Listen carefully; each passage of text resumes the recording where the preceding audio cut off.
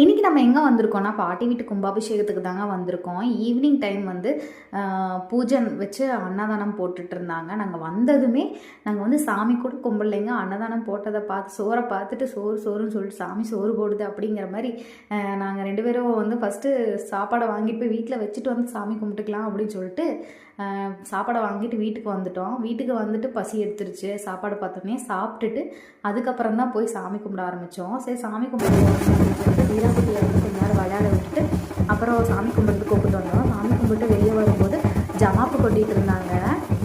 இது ஜமாப்புன்னா அது ரொம்ப சத்தம் கேட்டாலே ஒரு மாதிரி நல்லா வைப் ஆயிடுவா தீராக்குட்டி.